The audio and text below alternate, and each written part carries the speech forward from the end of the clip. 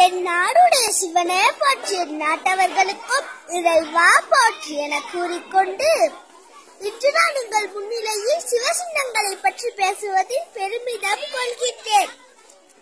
சிவபெருமானை குறிக்கும் அடையாளங்கள் சிவசின்னங்கள் எனப்படும். விபூதி உருத்திராக்கம் என்பன சிவசின்னங்கள் ஆகும். உருத்திராக்கம் என்பது உருத்திரனுடைய கண் என பொருள்படும்.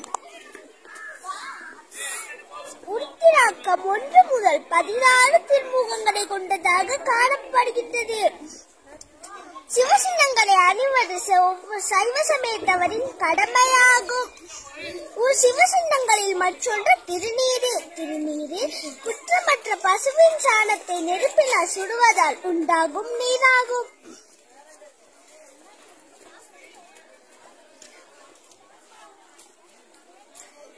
சாணம் ஆன்மாவையும், சாணத்தில் உள்ள அழுக்குகள் மலங்களையும், சாணத்தை எரிக்கின்ற நெருப்பு திருவருளையும் குறிக்கும்.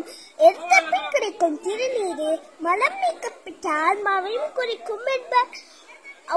ஒவ்வொரு இந்து மதத்தவரும் திருநீற்றை பூச வேண்டும் என்பதன் காரணமாகவே ஔவையார் நீரில்லான் பால நீரார்.